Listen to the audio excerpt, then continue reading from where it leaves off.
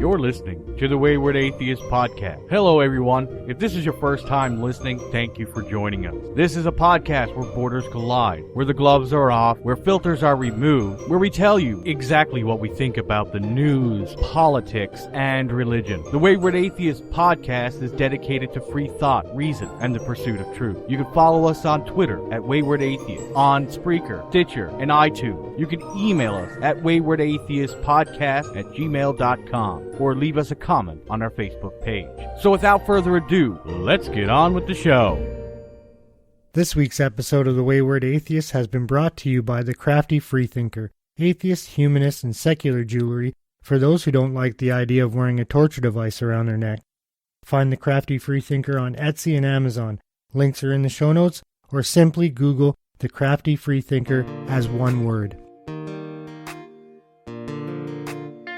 Hello and welcome to the Wayward Atheist. I'm Dave, aka the Great White North.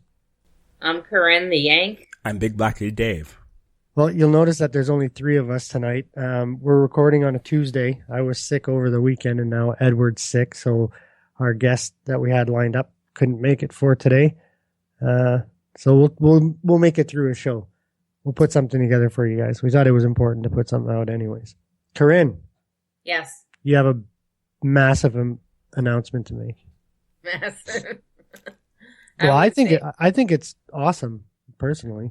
I kind of changed my lifestyle a bit since, I found myself stuck down here. I'm trying to reinvent myself, and I've part of that is losing weight, and I've lost 42, almost 43 pounds.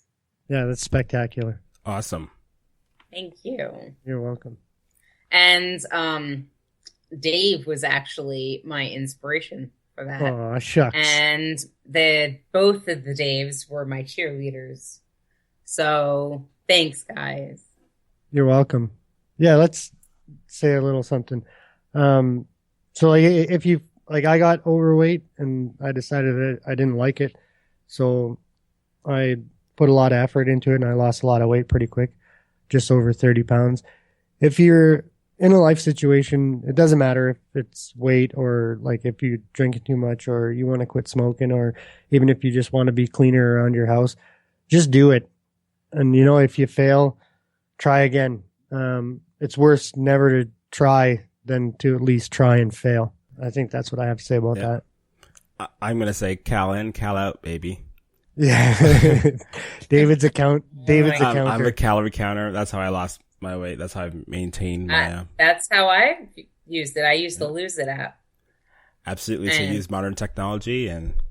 So I use the scale and then, yeah. Well, it makes you more cognizant of what you're eating and what you're putting in your body. It also counts nutrients and everything. It's really, really awesome app, and it syncs with my Fitbit, and it syncs with everything. It's great. Anyways, fantastic job, Korrine. Thank you. Super proud of you. Thanks. You're welcome. I'll weigh in every 20 pounds or so. So in 5 days? Yeah, right. All right. Well, we'll jump into the first story of the night. We're going to talk tonight's show is going to be mostly about Islam, other than a segment that Korrine has prepared for you guys, her sexuality segment. So our first segment is going to be Nice, and I have some audio for you. Mohammed Boulel was in trouble long before last night's horror. Don't mistake the beautiful, moneyed Nice you may imagine with the world Boulel inhabited. He'd lived in Nice North, an area rife with racial and economic tension, gun violence, and extremists capitalizing on despair. As police raided his most recent apartment in the neighborhood of Abattoir today, they learned he'd been fired from his job as a delivery driver for falling asleep at the wheel. He was also convicted of several crimes, including road rage in May for hitting another driver with a wooden pallet. He was separated from his wife, who had taken his 3 children, and he was described as a boozing, abusive, volatile, odd man.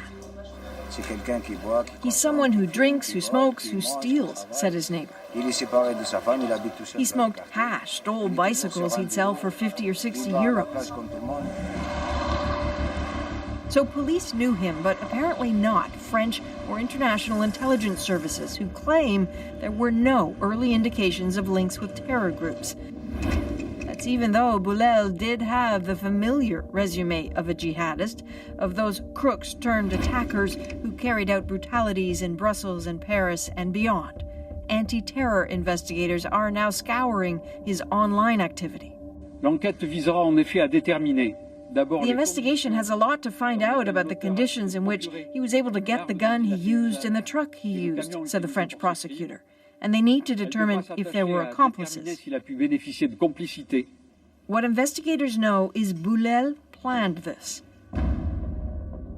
July 11th, he rented the refrigerated 18-ton truck, parking it in the hills nearby. He rode his bicycle to it last night, drove it around for an hour. Then, at 10:45, he turned on to the Promenade des Anglais from a side street near a children's hospital. This part of the promenade was still open to traffic. A few blocks away, he killed the first 2 pedestrians. 700 meters later, pictures show at least 7 more bodies. After that, a larger crowd of maybe 10 is hit. Nobody knew what was going on. We all just knew that we had to run for our lives. He sped up, forced the truck onto the part of the promenade for pedestrians only. I suddenly heard the crash and people shouting. It was outside Hotel Negresco when he started shooting at police and accelerated again. We heard these sounds, pop, pop, pop, pop. This is where stories of incredible bravery come in. See that motorcycle? It seems its rider tried to stop or slow the truck. Then there are the reports of the man who jumped onto the truck to grab the driver, who then fired at him. That moment allowed police to move in to shoot the attacker, killing him outside the Hyatt Regency. He had been driving and killing for nearly 2 kilometers. As police went through that truck last night and today, they found Boulel's bicycle and an odd collection of weapons. Beyond the automatic pistol and cartridges, said the prosecutor, police found a replica pistol, 2 replica Kalashnikovs, and a decommissioned grenade. What else was he planning? That is still a worry. Is anyone else out there? With the state of emergency extended, in theory, France will have more resources to find out. But the French are not confident in their government or investigators now. The French president's motorcade booed as he made his way through parts of Nice today. Adrienne joins us with more. Adrienne, why the hostility towards François Hollande? You know, they're completely fed up, definitely losing faith in the capacity of their government to protect them. You know, France was still under a state of emergency yesterday. Thousands of people on the streets celebrating Bastille Day. In this climate, that's a sort of scenario that demands heavy security. So you can understand their anger when they say, hey, why was that truck allowed to be in the area for so long? Why didn't anyone look inside? How did it break through the cordon? And what is the effect of extending the state of emergency? You know, it means police vacations get canceled. It means military personnel continue to patrol the streets. But the French are saying, is that really going to make a whit of difference? Well, that's a good question. I mean, is there a better way? Is there a solution? If you look at police presence on the street, you know, an added presence can accomplish something. It can stop some attacks, but only in what security agencies call the 5 minutes to boom window. In other words, the very last seconds. Extra cops on the street don't do anything to prevent attacks early. We don't know. The problem is we don't know what this was all about, this murder spree. We just don't know. But we do know that after the terror attacks in France in 2015, the French Parliament said, look, we have to do better than this. We need to coordinate. There are so many intelligence agencies in France that operate independently. Somebody's got to get them together. There has to be one coordinating body, and yet that's not happening here. And so you can understand that the frustration is building and people are getting tired of empathetic words. They really want action. They need it now. Tired of tragedies. All right. Yeah. Adrienne, thanks so much. Okay. Well, I got to call a little bit of bullshit on not knowing why he did it. Like, he said that he did it in the name of ISIS. So, but he's Muslim. Watch out for that Islamophobia now. I'm also wondering what the French can do. I mean, obviously, at the end of that news report, we're hearing that it seems like their security resources are not coordinated properly. They really need to fix that because it's just, it's crazy, and it's really spawning less confidence in their population and the government's ability to protect them. We don't want to blame France, though. I've seen articles of people actually blaming the people in the government of France for inciting terrorist attacks. It's an intelligence thing. If the intelligence is not working, they need to obviously need to fix it. It's not going to be 100%. Obviously, even here, I mean, as much as we brag, in the United States, they brag about their intelligence. Things still slip through the cracks, and these attacks happen, and it's they do. But North America in general, like Canada and U.S., they cross. So like RCMP and CSIS share information with FBI and CIA when it comes to terrorism. So even between two countries, we coordinate better between the departments than obviously they are in France. It seems like it's a real problem there. And obviously there's in the continent too, there's so many countries, right? There's Belgium connecting, there's Italy, there's Spain, and And they're all so close. It's a logistics nightmare for sure. For sure. But I should add that since that attack, and this one, you cannot deny or even speculate what the reasoning is, even though the BBC is trying to. Some jihadists stormed a Catholic church in France and murdered the 80-year-old priest. All right, my first thought was, oh no, another kitty diddler gone. But I mean, he might not have been a kitty diddler. Yes. But Why? Reverse the role and have Catholics running into a mosque and killing the imam. People would freak the fuck out. Yeah. Because people are too quick to give Islam a pass. The religion of peace. And I have no idea why. Is it because it's one of the younger religions? Or is it... I think it's people see them as downtrodden and they're the underdog and that they're being picked on a bit by the West. Because, people are always, the West, like there's a better system on Earth. There isn't. So, I don't know. Oh, yeah. Us West, where we don't make our women wear garbage bags. And, we'll get into a whole other topic later of honor killings. Oh, go ahead, David. Well, what I was also wondering, too, is I'm just wondering, given there's going to be another terrorist attack in the next 3 weeks. I'm not saying that by... Couple days. There has been since then. More. There was 5 jihadist attacks in 10 days in Europe, just so you know. And it's a scary prospect to live under. I'm just wondering...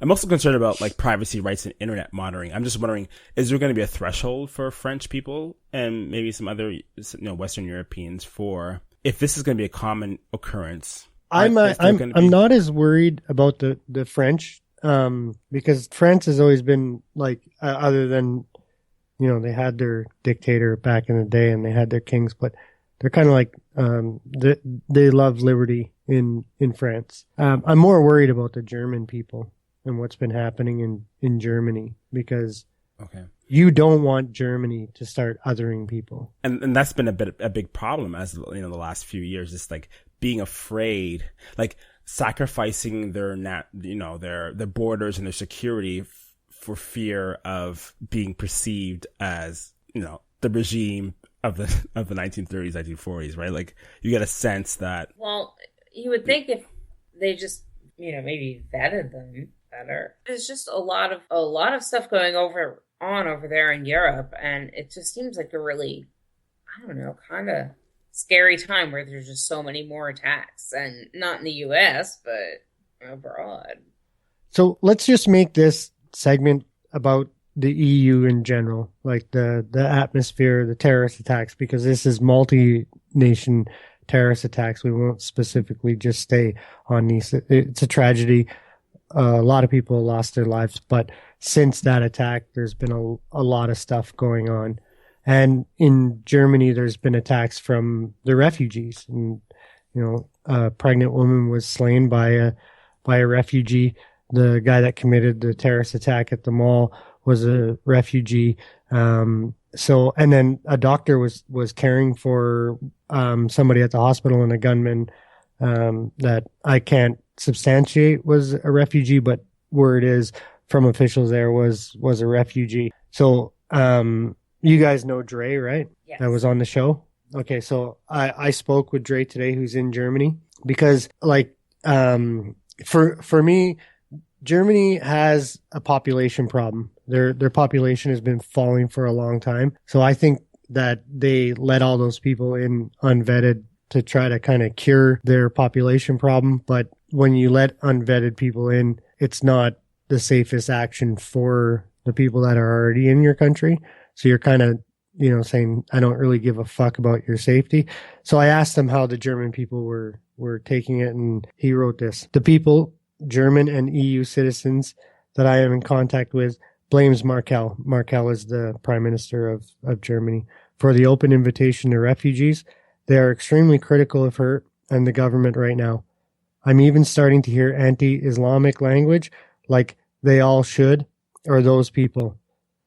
I'm at a water park resort right now, and there's a covered Muslim woman here, and people are looking at her. I wish I could hear their thoughts in English. And that's what he said to me. So, I mean, this is a country, and I don't want to be over dramatic about it, because like I'm not on the side of Islam at all, and I wasn't on the side of letting all those people in. But history says Germany is not the country that you want othering people. You know what I mean? And I think that it's their government, that they have a right to be angry, and it is their government's fault for letting all those people in unvetted. I have a question. Yeah. I remember them letting all those people in and vetted, but did they ever give a reason for not properly vetting them? No, they just said because of the war or whatever. They actually put out a call for them, like not like a literal call, but they made it known that you can come to Germany and we'll let you in. And obviously there's different ways of, there's obviously a humanitarian crisis that's going on there, but there's ways of letting people in. There's ways of vetting. Like for example, in Canada, we prioritized, right, certain vulnerable groups. So no war age single males with no family. If they had family in Canada already that didn't have any ties to Islamic Islam or to terrorism itself, then you could be let in. But otherwise, they made priority to young mothers with children and LGBT. Those were the two highest priorities, and then it went to elderly and so on and so forth. But we didn't accept any war age single males. And the other thing is like, there's ways of vetting that don't necessarily, because like obviously paperwork is going to be hard to come across from Syria. It's not like you can call them and ask the DMV in Syria what kind of a person this is. But you could at least interview them. And I mean, like, if you're going to let them in, you should probably keep them away from the public at first and at least do some interviews. So the way that Canada did it, we've had 0 rapes, 0 murders. And the only shitty thing about the refugees being in Canada is asshole Canadians attacking them. Okay, I have a question for you real quick. What is Islamic Islam? I have no idea. Okay. I wasn't sure. It's a really Islami. It's most Islamist. Did I say that? You did. You spoke, whatever. I wrote it down because I wanted to remember it. Because I was like, okay. In what context did I say it? Do you mean extremist? Extremist. That's what I meant to say. Extremist. I thought so. Sorry, I just figured. I'm still sick. You guys got to give me a fucking break here. No. No? Yeah, I meant extreme Islam. God damn it. It's Korrine's fault. And of course, this happened. Sorry, go ahead, Korrine. No, I was just going to say, how was it my fault? So this terrorist attack also happened on national holidays. And Yes. like these national holidays are obviously there's a heightened security risk on these type of days. So it's really distressing for the population to know that on a day where an attack could happen, that, security wasn't up to par. There was not a risk. Was there a terrorist alert? A heightened sort of risk factor that was going on during this day to sort of make people aware. I know there was a state of emergency going on, right? Like sort of a prolonged state of emergency from the previous one. So, but I mean, like, so the highest population outside of an Islamic country is for having Muslim population is Paris. They're 10% of the population is, and you can kind of see as the population of Muslims grow, the more extremists that you're going to have in your society. So it's kind of like the way that Paris is now, or France is now. You know, they should be doing a better job at, like, if you're gonna have the immigration policy to you know, not weed out the extremists or not try to, I don't know what they can do. I don't have the answer either. So, but I do think that security should be bolstered if you're going to have that type of population in your country, for sure. And let's be realistic about it. Let's not pussyfoot around the subject. It's Islamic terrorism. It's not, you know, any other type of terrorism that's going on over there right now. It's Islamic. So let's just, like BBC and everybody else, let's stop pretending it. We can't fix the problem if you're not going to admit what the fucking problem is in the first place. What was also the thing with the extra weapons in with tow? The guy from Nice? Yeah, in Nice. So the replicas, they don't do shit. That's why they're saying it was weird. And the decommissioned grenade, she used the wrong word. So it was like defuse grenade. So it wouldn't have worked if he had thrown it. But his plan was, if the people were like running away, he was going to scare them with the guns into a smaller area and run them down. And that's why he did fire a couple shots initially, was to get them, you know, huddled into one position. And then because he used a truck, you get all the gun nuts saying, oh, see, it's not necessarily guns. They'll kill with a truck. So fucking what? Guns are purchased to either shoot at a target or kill things. A truck is built to carry things. To carry things. Yeah. You can't compare the two. You can't inflate them. It's just the truck certainly did more damage than if he had just gone in there firing, though. Like, I'll admit that. But yeah. But you know, it was the unexpected nature of it. It was he was going along a promenade where it was sectioned off for pedestrians. It was just, you know, rife for a horrible. And the fact that he got 2 kilometers. Yeah, that was very crazy, man. Not even he wouldn't even be able to do that here. Yeah. Like, the cops would be on him so fucking fast. The fact that he got 2 kilometers is crazy. Yeah. But it's a national holiday for them, and the police are probably having their holiday too. It's a reality check. I mean, I bet you cops died. I bet do cops in that country, do cops get paid extra for working holidays? I would imagine so. They're pretty. Because I know here, like, cops volunteer to do, you know, security because you're going to get paid overtime pay. Yeah. Mm-hmm. Yeah. I can't say 100%. And you know, the thing that I was saying about vetting people. So the guy that killed the pregnant woman with a meat cleaver, do you know about this, Korrine? No. No. Okay. So in Germany, a 21-year-old Syrian refugee attacked and murdered a 20-something-year-old pregnant woman. And so since he's been in Germany, this isn't his first bodily harm case. So not only did they not vet him when he came in, he's prior been arrested in Germany for causing bodily harm on people, and they still had him in German society running free. Did he give her a reason for doing that?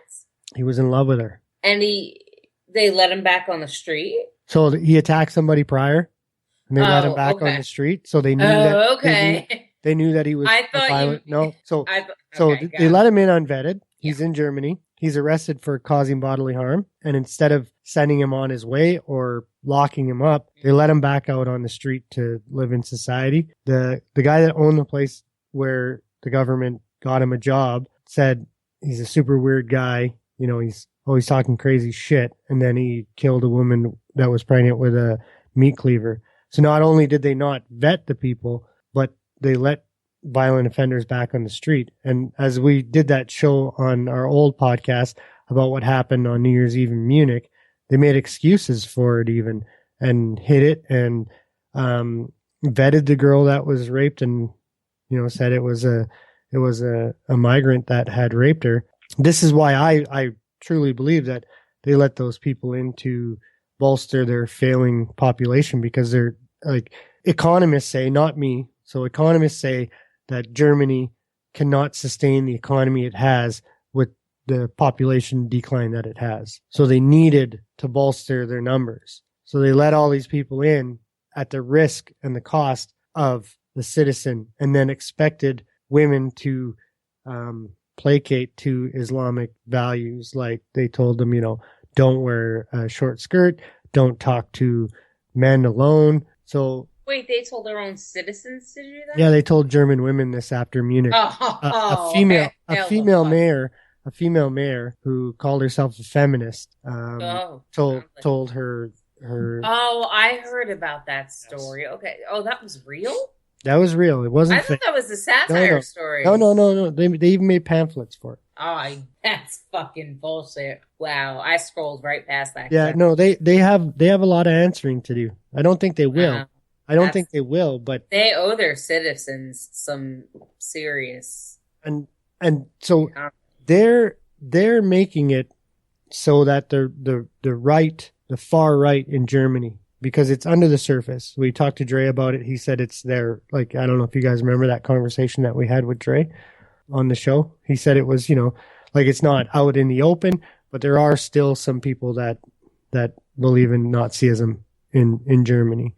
So by their government unsafely letting in migrants that are now killing, raping, stealing, making a muck in Germany, it gives those far right people some backing in what they're saying. So by being too liberal, they're now causing the right to be able to surge to the surface. Does that make sense to you? Yes. How do they fix it though? That's the problem, because they're already in, right? So you're going to continue to have these problems because they let a million unvetted people into the country. So I'm sure that this type of stuff is going to continue. Now, I don't know what their legal system is like, but do they step up, maybe, create a law for going forward that once you commit a crime, you're gone? A violent crime. I think it should be a violent crime. Yeah. Or any if harassment. You commit any kind of LGBT then there's no jail, there's no appeal, you're gone, just gone. That's it. For sure. I mean, it wouldn't stop all of it, but I think it would be a step that could help some of it. Now, the other side that is terrible about this is, so I've watched the people that Canada has brought in. I've watched videos about them speaking about Canada and about how they're very grateful to be here. They're teary-eyed on Canada Day. They have jobs.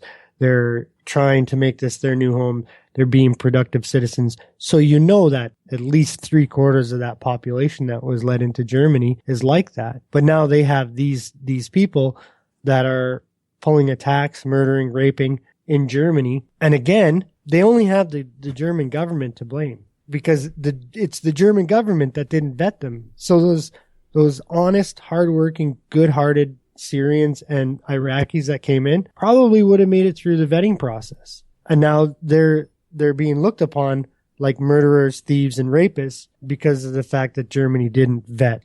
Germany screwed over the refugees who are decent people and their own citizens. I mean, it was really an uncalled for move. How much does radicalization play into this? Like, I think that would be the next step too, is to address being vulnerable, these vulnerable people to radicalization to ISIS for whatever reason they are turning to them and committing these terrorist attacks.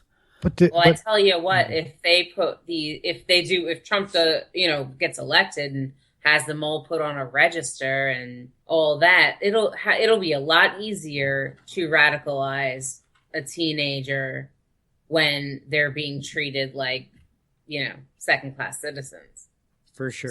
So you're absolutely right, David, that radicalization that needs to be addressed. How? I don't fucking know. So I would think that it's a real culture clash, like Western society and Islamic society, and the countries that these people came from. They're not exactly known for being the most freedom-filled secular nations on earth. So I would say that a lot of the people that came there were already hardline Islamists. Like, I'm not saying terrorists, but I'm saying a lot of them are probably, pretty like a fundamental Muslim, but when they got here. And then, so their culture is clashing with Western Europe's culture. And this is the fallout from it. So and even like the people that are doing those attacks, they may not be a criminal in any other way, but it's because of the religion that they're doing those attacks. So some interviews should have been at least a goddamn interview to find out where his religious, or where their, because could be a woman too, where their religious beliefs stand before you let them in. Like, how do you feel about German society? How do you feel about women? How do you feel about LGBT? None of that stuff was done. Not even a simple fucking conversation. It's just come on in. And the liberal society of Germany was not ready or expecting this to happen. They went down and gave them fucking candy when they came in, and milk and bananas and blankets, and welcomed them in with open arms. Very shortly after that, rape started happening. And I'm not saying that all Syrians did this. Like, don't think that that's what I'm saying, because it's completely not. I'm really happy that Canada brought in the ones that they did bring in, and I'm very happy that we vetted them in a proper way so that they're safely here and our society's safe as well. You know, it probably sounds really cunty of me to say that, but it's just the truth. They should have been vetted. Oh, yeah. It's not cunty of you to say.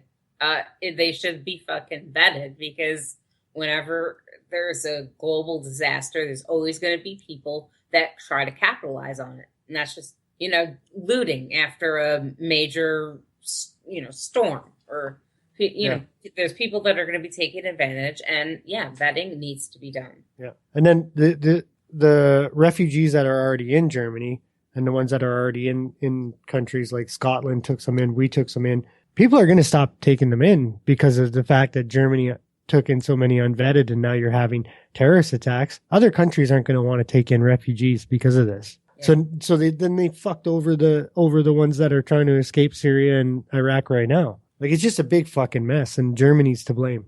And the prime minister should go fuck herself. The chancellor, yeah. The chancellor, yeah. Whatever. Same shit. Any closing thoughts on that? Fuck Islam. Oh, sorry. I was going to say, other than fuck Islam. Beat you to it. Yeah. David? No, that's it for me.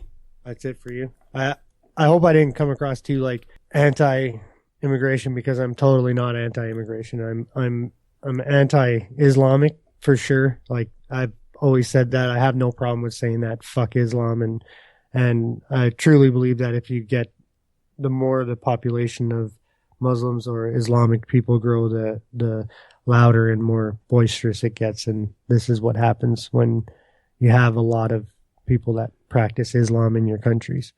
But again, they don't let you have sex or drink beer or eat bacon. I mean, just repressing everything. And the women, like, so when Dre wrote in his message to me about the woman in full burqa at the water resort, I admitted to him that I stare too, but I stare because I'm sad, because she has no identity. I wonder who's under there. You know what I mean? Like, you can't see. I know what you mean. There was a woman who did an experiment. She went around in a niqab, and she said she felt just so alone because people either looked at her with pity, with anger, or just straight up avoided her. But nobody approached her. Nobody would ever. People just didn't want to be near her and try to get away as quickly as possible. And the majority, and I know there are women terrorists, but the majority of terrorists are men, and women, because they're so easily identifiable as Muslim, are often the victims of attacks. Mm-hmm. Just because they're easy to identify. Yeah. Now, let's not forget that there has been a lot of attacks too in the Muslim world. They fucking attack themselves. Yeah, but like particularly over the past week or two, like in Kabul and stuff, there's been attacks there, and I often hear people say, "Well, they attack Muslims more than they attack us." Like, well, that's pretty. The same thing. Black on black crime, whatever. It's the same. It's irrelevant. Hello, my sexy wayward atheists. This is Korrine the Yank. Today we're going to talk about polyamory. Now, fitting polyamory into 5-6 minutes is really tough, but I'm going to try and get through the basics and share some personal experiences with you all. The definition of polyamory, according to the Merriam-Webster dictionary, is the state or practice of having more than one open romantic relationship at a time. The definition is rather vague in a sense because poly relationships can take many forms. I do not think that there is a right way or a wrong way to do poly, only that it be ethical and consensual. Some common terms you may hear me use are primary partner, secondary partner, metamor, solo poly, probably a few more, I forget. A primary partner is sometimes what you would also call an anchor partner, and it refers to a committed couple, I'll just say a married couple, just that type of relationship, who have relationships outside of their marriage, but their importance is more focused on the marriage or the primary relationship. A secondary partner is someone who comes into an existing relationship. Now, the person in the primary relationship who is not romantically involved with the secondary partner is referred to as a metamor. Metamor relationships are extremely important. However, due to time constraints, I'm just going to really touch on this very, very quickly. Metamors are fucking the same person or dating romantically involved with the same person as you are. You don't have to be best friends, but it's good to have a positive relationship with your metamor because metamors can make your life miserable. However, they can be the most rewarding relationships you'll have. So moving on to poly relationship structures. There are many forms that it can take so I'm only going to focus on a few of the more well-known ones. Common or well-known form of polyamory is the V. That's basically when one person has a relationship with two other people who are not romantically linked to each other. The person at the tip of the V is the person involved with both parties, and as stated above, the two at the ends of the V are metamors. Another well-known dynamic is the triad. A triad involves three people who are romantically involved and could be any combination of genders. Some triads prefer to stay within their triad. Others will have relationships out of the triad, but that is the basic dynamic. In the same vein, quads are a group of four who are all romantically linked in some way or another, or often two couples who have all joined, but that can still have many different dynamics depending on how they negotiate their relationships with one another. And there could be as many people in the relationship that I'm going to stop at 4, but I will say the more people you add into a relationship structure, the more chaos it can cause, and the more work it takes to make sure that every partner is getting the attention that they need from each relationship. Okay, so solo poly, I mentioned earlier. Solo poly is hard to explain in a way that there is a lot of argument over what it actually means. The way I see it is someone who is poly has meaningful relationships with more than one person, but never enters into a primary or anchor relationship.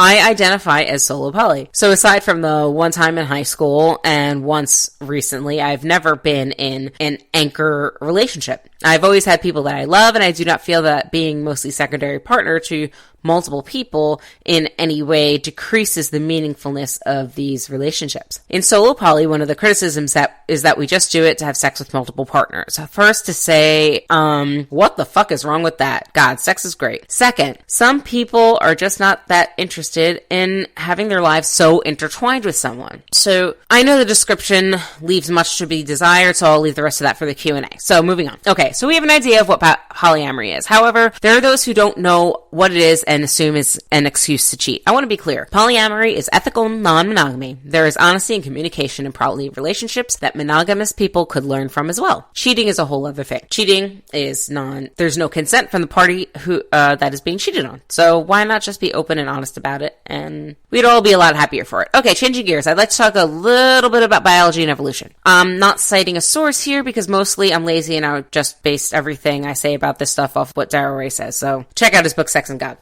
So humans tend to be predisposed to pair bonding, however, not that predisposed to having only one sex partner. And I take from it the idea that monogamy is cultural. I also want to mention that I'm not using the textbook term for monogamy here. Monogamy refers to having only one sex partner for your entire life. Most people have had more than one. Even if they're just in a monogamous relationship now, they've had partners before that monogamous marriage or, long-term relationship.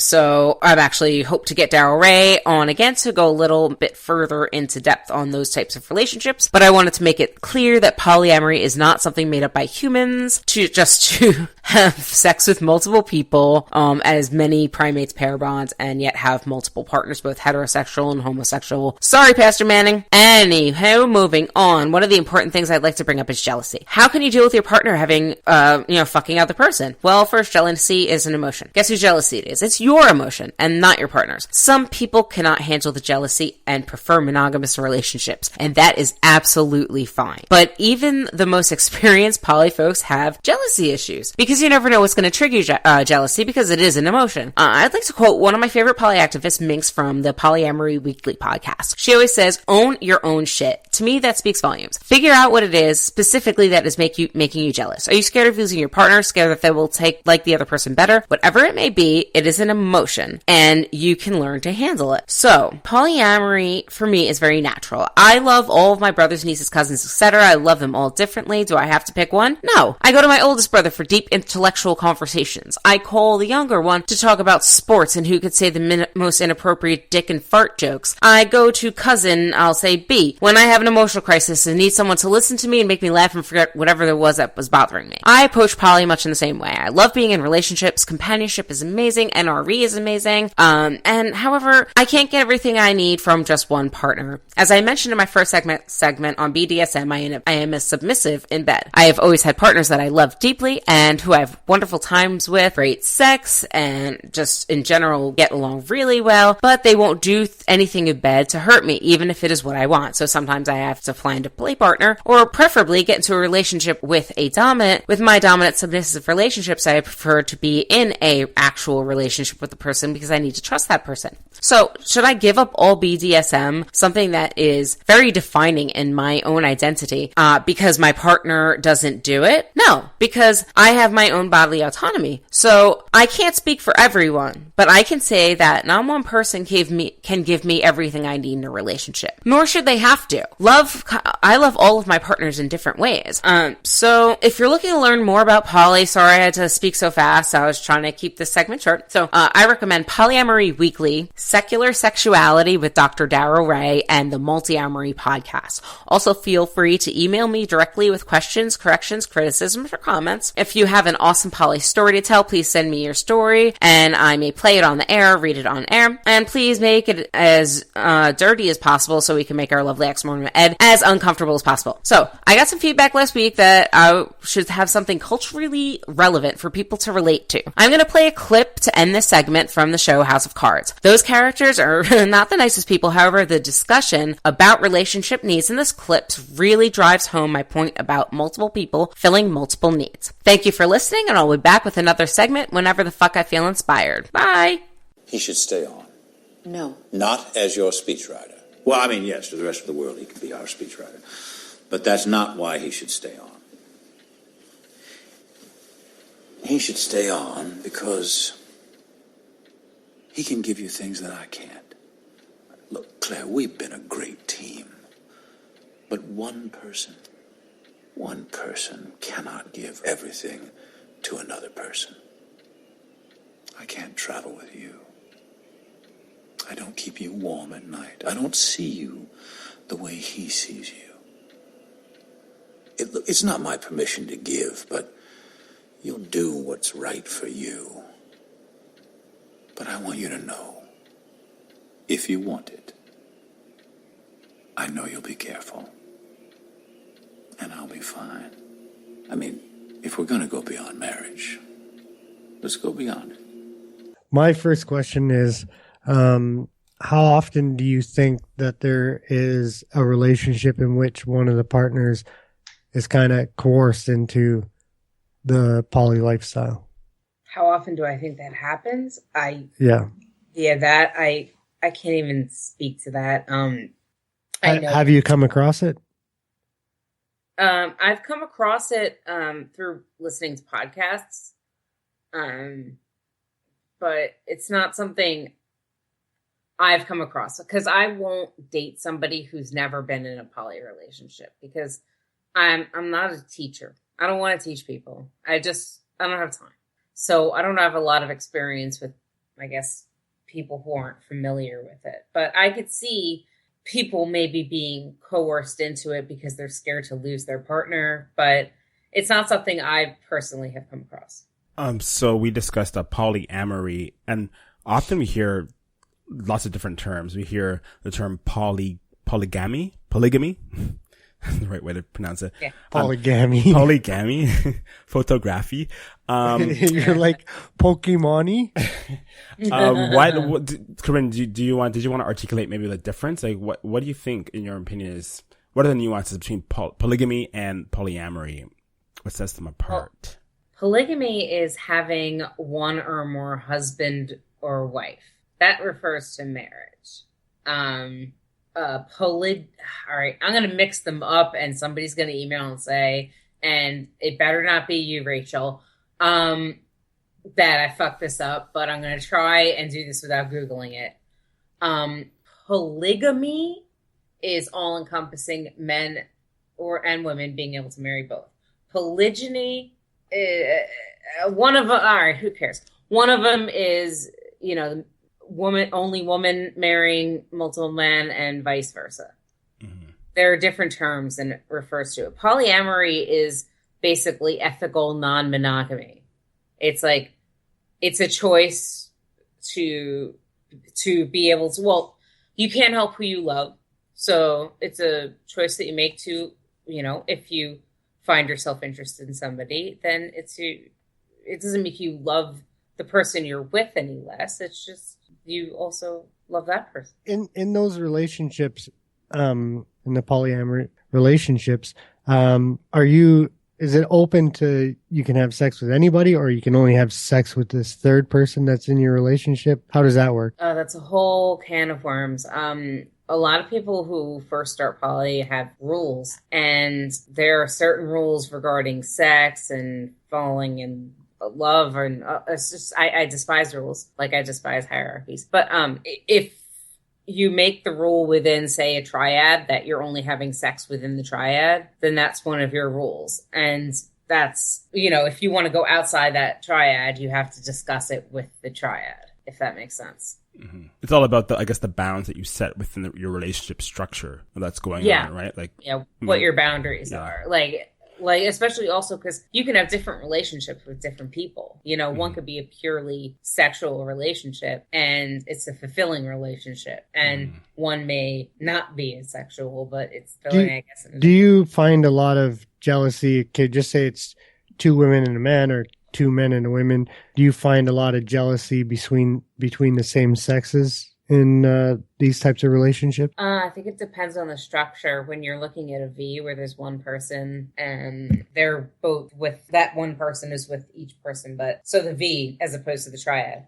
I think you sometimes see that a little bit more. I've had occasions where I've had jealous partners, and I said to them, I'm sorry that you're jealous, but this is my life to live, and you need to find a way to deal with your jealousy, or maybe move on. I think the key to polyamorous relationships is communication. Just make sure you're always open, always honest. And monogamous people could learn a lot from polyamory, because it is all about the communication and just being fucking open and honest about what you want and what your expectations are. And none of that beating around the bush, be honest. In your recording there, you mentioned metamor. But it was really fast. I'm not sure what you're saying. You're saying metamor or metamor, yeah. Metamor. Like metadata. Okay. Metamor. Okay. All right.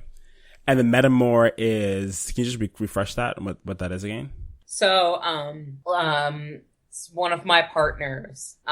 His wife is my metamor. I'm not sexually involved with her or romantically involved with her. Okay. But she's still a part of my life because she's connected to your the wife to my partner. All right.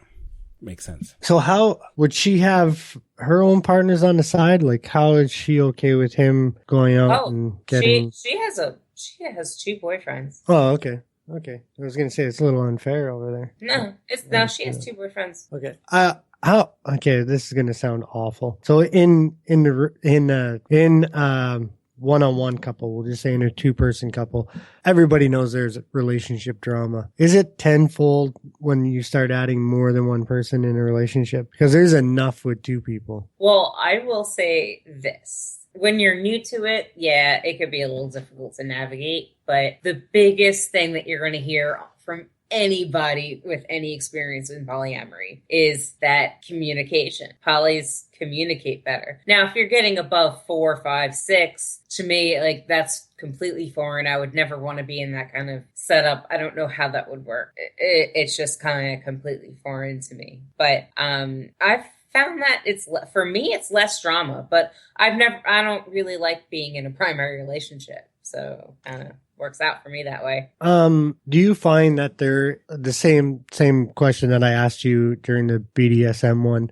Do you find that there's a certain type of person that's drawn to polyamory? A certain type of person. Yeah. I think I think polyamory is kind of inherent in humans. It's just, like I kind of touched on just a little bit, is that we tend towards pair bonding, but not sexually, and that monogamy really is kind of something that is more cultural and man-made, and and it works for some people and some species, but it's not necessarily the norm. I mean, how many monogamous relationships is there cheating going on? I mean, I don't know the statistics, but it's got to be pretty high. So why not, instead of cheating, communicate and be open and honest about your needs and wants? Yeah, because that may be a relationship ender right there, even just bringing it up, right? Yeah, but if you're going to cheat anyway, I think it's easier to just bring it up as a possibility. And if that's not a possibility, you have to think about what, is important to you.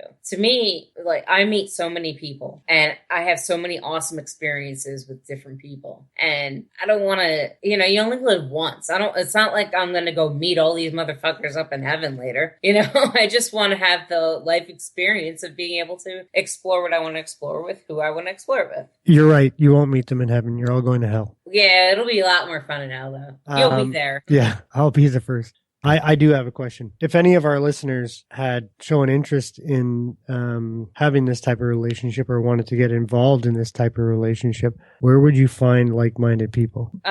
Well, as long as you're not in Jacksonville, meetup.com is where you're usually going to find. Just go to meetup.com, create a profile. It's free, and look up, polyamory meetups in your area. If you don't see poly meetups, the kink community is usually extremely poly-friendly because it's both kind of more fringe right now. Why don't we talk about the nuances of polyamory? Because as far as what you said, you think I think I get the sense that it's like an umbrella term. Like, what do you think about swinging? No. Polyamory is simply the ability to love romantically more than one person. Yeah. That's all. Okay, so then like monogamish type of thing. So, for example, being monogamous for 99% of the time, but then 1% of the time, allowing your partner to go off and do their own thing. Like, there's nuances to it, right? Like, there's so many different types of combinations of relationships and setups that a couple can do. You can go to a club as a couple and seek a third person and have like a one-time thing. And then I would place that more into the swinging. Okay, yeah. I've tried swinging. Okay. I'm not much of a swinger. I am a swinger when it comes to BDSM. Okay. Then I am interested in having other people involved at times. Not always, but sometimes having other people involved. But when it comes to like going to swingers clubs with a partner, it's not for me. I'm like, if you're into the swinging thing, go find somebody else who'll go swinging with you. Okay. Is there actual swingers clubs, or is it like people's houses? There are swingers clubs. Okay. There are sex clubs. Yeah. Well, we have sex clubs here, but I don't know if I'd classify them as swingers clubs because not every couple in there is going to want. No, there's a big difference between swinging clubs and sex clubs. And so a lot of sex clubs, you get the voyeurs, but a lot of them don't allow that. Yeah. If they do, it's probably agreed love. Yeah, it'd be kind of creepy. Some old fucking balding beer belly guy staring at you while you're staring at you, jerking off while you're doing it. He has that voice, right? Oh no! Oh yeah. Oh. Oh, damn. Please stop. That's where I got the voice from, right? I've never been so creeped out before, Dave. It's like 1 minute you're flexing and turning me on. The second later, it's like, oh my God, you're so creepy. Like, what the fuck? Oh, it's my creepy voice. But it's really creepy. Well, yeah, it's meant to be. Oh my gosh. That's the point of it. Oh, I would like to say that we did do a poll on what my next segment should be, and the categories were male circumcision, sex and Islam, and masturbation. Masturbation has won. I think Baboon single-handedly won masturbation. Yeah, I think Baboon actually created multiple accounts. And She did. She lobbied so hard too, eh? She's like other podcasts. Are you gonna vote? Vote masturbation. Like, she freaking hoard herself out there like that. I know. She's like, dicks are fine and talking about Islam's okay, but let's jerk off. Gosh, dicks are boring. I'm like, wait a second. I love dicks. But so, Baboon, you have beaten us, and I am going to make this one extra special for you. Me too.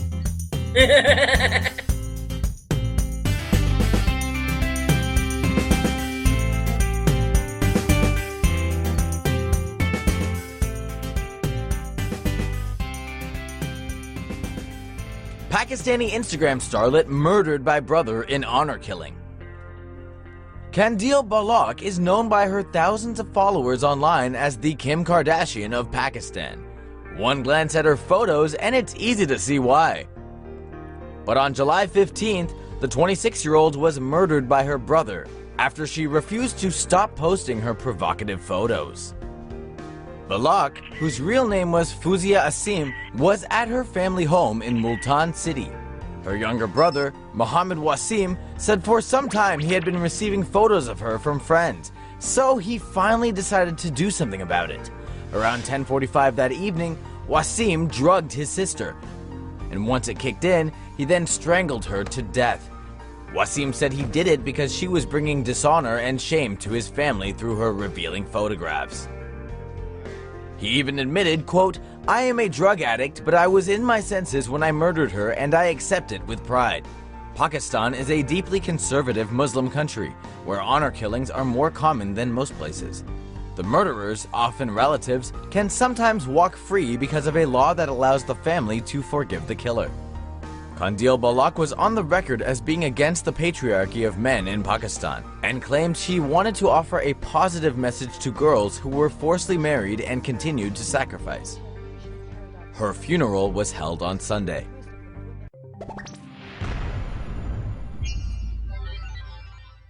Moroccan man stabs French woman and her 3 young daughters. A French woman and her 3 daughters were seriously injured when they were stabbed by their neighbor at an alpine vacation resort. Moroccan national Mohamed Boufarkouch attacked the girls as they ate breakfast outside their vacation chalet in southern France on Tuesday. The youngest sister is 8 years old. She was airlifted to hospital with a punctured lung.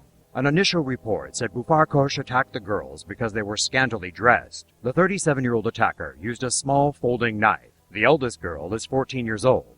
She and her 12-year-old sister were being treated for serious but non-life-threatening injuries. Following the attack on the girls, Boufarkouch went inside the chalet and stabbed their 46-year-old mother. She was being treated for an injury to her sternum. French media reported that Boufarkouch was angry the girls were wearing shorts and may have acted out of religious motives. The assailant was staying at the resort with his pregnant wife and 2 children. The 2 families were staying next door to each other. Reports say the girl's mother helped Boufarkouch the previous day by bringing him medication when he was sick. Yeah, that's what you do to people that fucking help you. You stab 8-year-olds and fucking... So this is the part where, yeah, I blame the German government mostly on the last one, but this is when I say fuck you to Muslim culture in general. It's fucking bullshit. It's disgusting. And I'm not going to source everything here, but I have read many studies, and all of the percentages for honor killings come out within 89 to 95% are by Muslim. Yeah. So this is, I mean, yeah, okay, maybe it's cultural, but however, your culture has adopted it. Your Islam has adopted it, and it's your fault. And for you moderate Muslims or so-called moderate Muslims who are not speaking out against this, you need to, because then you are just as culpable as those dumb motherfuckers.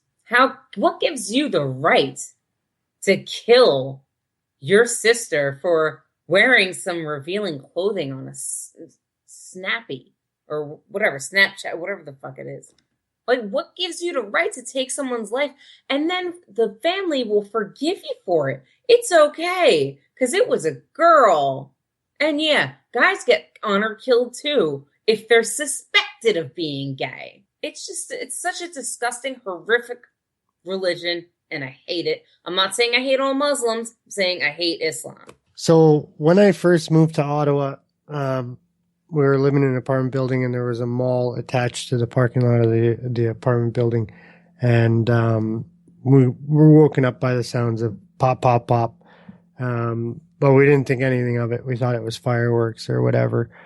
The next day we found out that it was actually an honor killing, that Muslim found his sister in a car with her white Western boyfriend and killed them both right there in the parking lot. So it happens here too, you know? It's No, it happens in other countries, but it's usually by a Muslim. It was a Muslim that did it here too. So they're bringing it here. I mean, you see it in Hinduism, and you know, that's the first thing that any Muslim usually says is, oh, well, Hindus do it too. Some Christians in Africa do it too. I'm like, yeah, but not to the extent that you're doing it. No, for sure not. And it doesn't seem like they get in that much trouble. No. You know? Well, I mean, in a culture, whatever you want to call it, a theocracy where a rape victim goes to jail. I mean, they're backwards and barbaric. And, you know, Christians, for as much as they cherry pick and all this other crap and it's stupid, they're not out doing this stuff. Yeah, there's small pockets where Christians are attacking Muslims, but nothing to this kind of level. And, you know, except for, you know, your weird cults that you have that pop up here and there.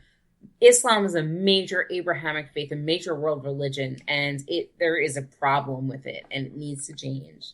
Because they're getting out of fucking control, and it's pissing me the fuck off that all the, you know, the regressive left or whatever the fuck you want to call them are giving them a pass just because they're the religion of peace, or because they're brown, or because they're, who cares what it is. Well, the part of the problem is the made up word Islamophobia. Oh, right? that's a fake word. As soon as they can shut down the conversation and get the left on their side as soon as they start saying that people are racist and Islamophobic that are against Islam.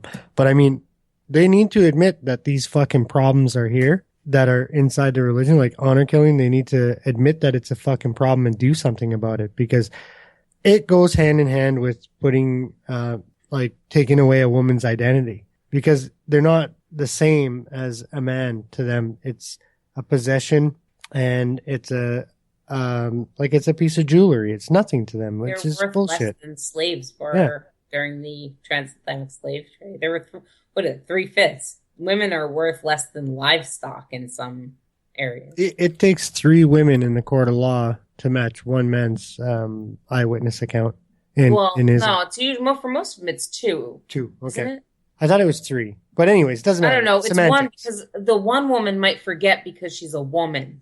For me, it's really striking that these honoring killings, it might happen to some LGBT people, but the main issue is it happens to women all the time. Women are the main target of these honor killings. And I mean, this person who was killed in Pakistan was trying to, in her own way, speak out against as it was said in the article, speak out against it, have some kind of voice. The patriarchy. Yeah. Being able to be obviously she had some values that she felt that society and her society was suppressing her. She did what she felt she needed to do to express herself, and it's horrible that this happened to her. It's horrible because people keep saying, all right, I guess this is too anecdotal, but people in my family say, well, why don't they just have a women's suffrage movement like they did over here? I'm like, well, when you gather around, you don't have, it's not like you were going to get beheaded over here for every little crime. It's different over there.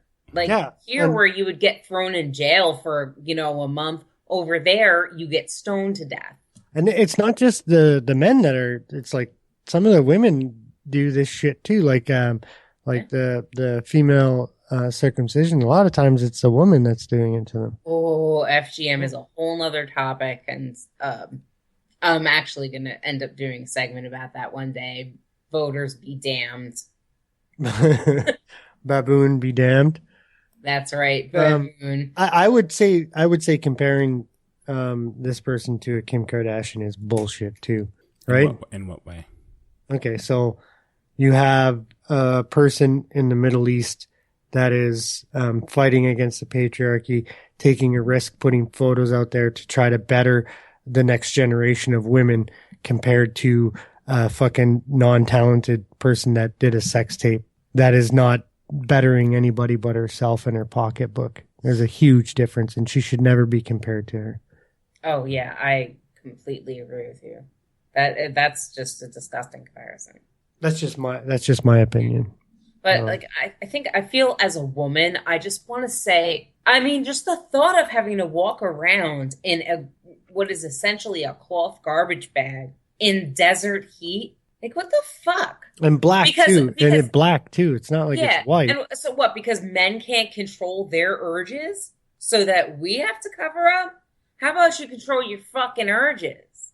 It's like, so that's also an insult to men, saying that every man is a rapist. I think that's bullshit. They just don't want other men looking at their women. Is what it is. I don't think they think that men are going to run around raping and attack. No. I think but that's their excuse. Yeah, it's their possession, and they don't want any other man looking or thinking about it, right? And it's disgusting.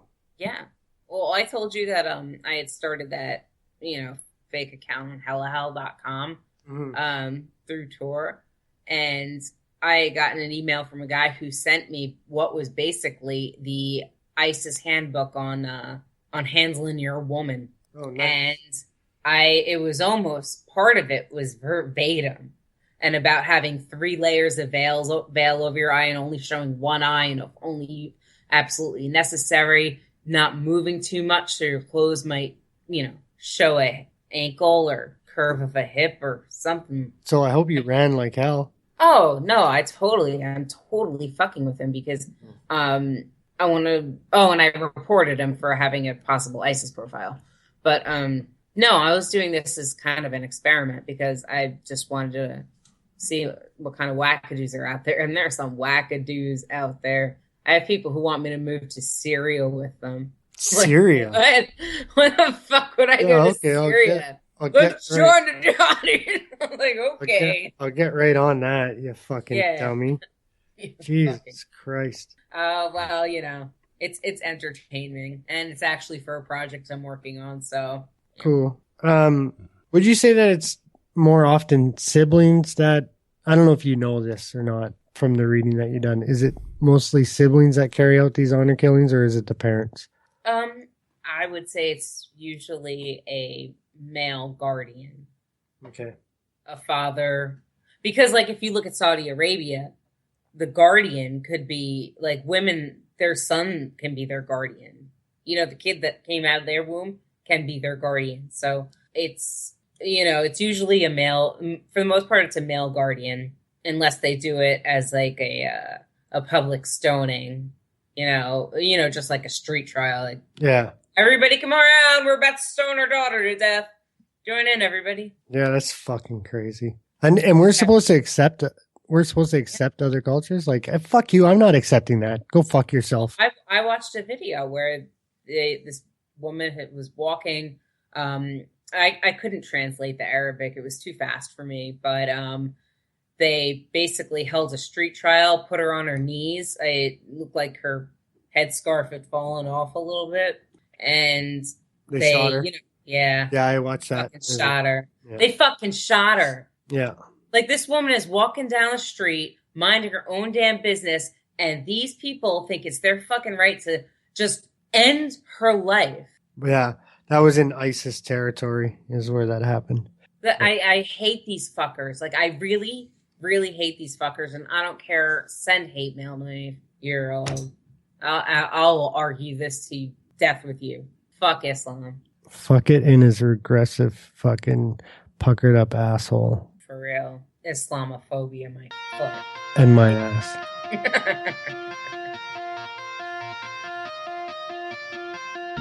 This was the Wayward Atheist podcast. Follow us on Spreaker, Spreaker.com/waywardatheists. You can email us at waywardatheistpodcast@gmail.com. Find us on Twitter @waywardatheists. and on facebook.com/waywardatheists. If you enjoy our content, feel free to leave us a review on iTunes, and feel free to support us at patreon.com/waywardatheists.